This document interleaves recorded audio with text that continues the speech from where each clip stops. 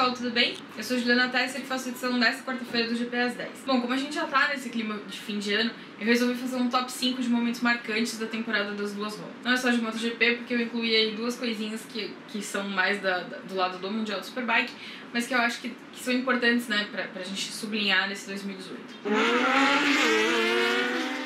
A primeira coisa que eu destaquei foi o Grande Prêmio da Grã-Bretanha. Apesar de ter sido uma prova frustrante, porque afinal ela não aconteceu, mas eu acho que vale destacar o fato de que a segurança dos pilotos falou mais alto. A gente sabe que é um esporte de risco, que nunca vai ser um esporte 100% seguro, mas é legal ver que o campeonato tem a segurança dos pilotos como prioridade.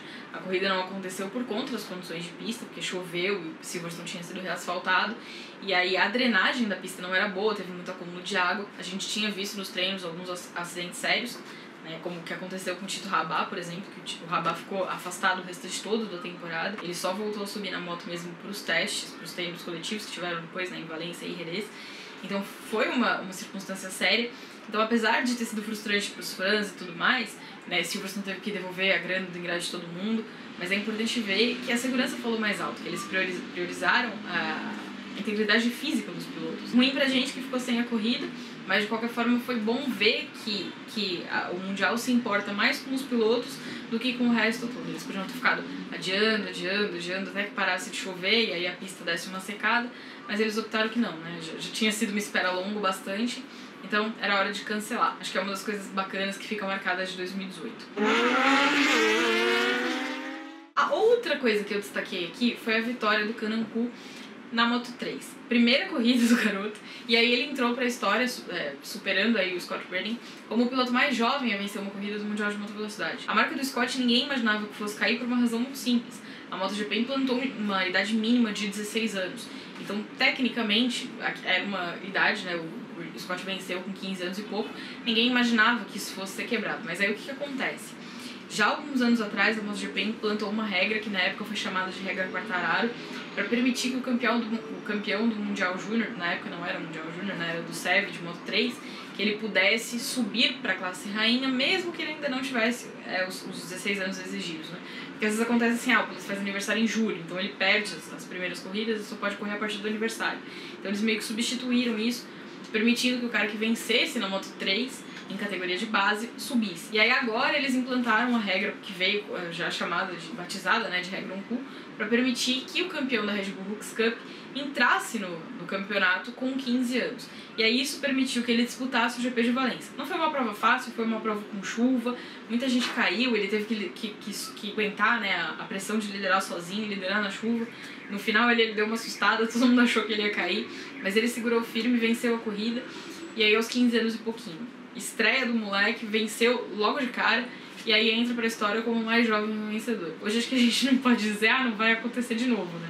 Porque com essas mudanças constantes é possível que apareça mais alguém com um pouquinho menos de idade do que ele, que possa fazer o mesmo, mas de qualquer forma é uma coisa pra ficar destacada desse 2018.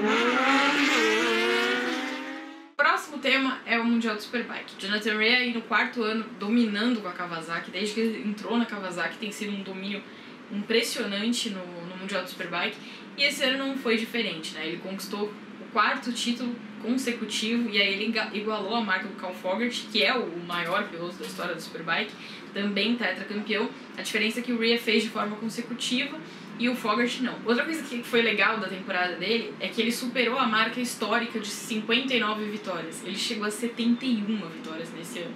Ele igualou as 59 também nesse ano, e aí ele saltou para 71. O domínio dele não é exatamente bacana para o Mundial do Superbike, porque fica um pouco chato não ter competição. A categoria introduziu algumas mudanças esse ano, tentando um pouco nivelar o grid.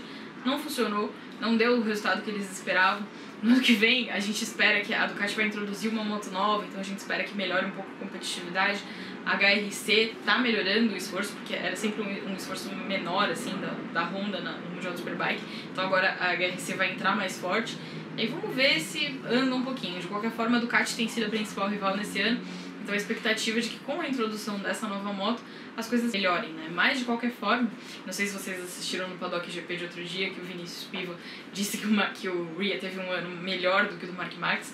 A galera da mesa não concordou, Eu não vou fazer tanta objeção, porque eu acho que os feitos do Rhea no Mundial do Superbike merecem ser destacados, mas acho um pouco difícil a gente falar, debater em relação ao Mark Marques, né? Porque é uma categoria onde ele tem mais competição do que o Rhea tem no Mundial do Superbike.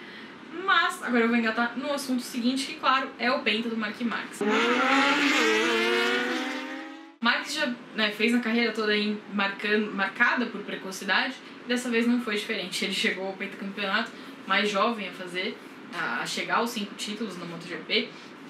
Fez um ano onde ele não teve a competição que a gente esperava que ele tivesse, porque depois do fim da temporada 2017, especialmente, a gente imaginava que o André Dovizioso fosse ser mais forte. Isso acabou não acontecendo, né? Especialmente na primeira parte da temporada, que o Dovizioso pecou mais. Mas foi um ano, de novo, né, pra gente ver o quanto o Marques é capaz de aprender ano a ano. Ele aprende não só com os próprios erros, mas ele aprende com o erro dos outros, e às vezes ele aplica nos outros aquilo que ele aprendeu com eles mesmos, né? Então o Marques é um cara super perigoso, digamos assim, também pela inteligência dele, pela capacidade dele de absorver as coisas que estão acontecendo ao redor dele e tudo mais. E aí, o grande destaque de 2018, pelo menos na minha opinião, foi o título da Ana Carrasco no Mundial de Super Sport 300. É a primeira vez que uma mulher ganha uma categoria solo da FIM, né? Já tinha acontecido antes de uma mulher ser campeã mundial num sidecar, ela era passageira de um sidecar, mas é a primeira vez que uma mulher ganha sozinha numa categoria promovida pela FIM, pela Federação Internacional. O feito da Ana, embora seja uma categoria de menor expressão, é um feito que fica marcado por ser a primeira mulher a vencer um campeonato dominado por homens. Tinham algumas outras meninas competindo no Super Sport 300, mas a maioria, a ampla maioria, eram de homens. Então, ainda que isso não sirva especificamente para mudar a história do esporte a partir de agora, deve servir pelo menos para atrair mais meninas para a competição, né?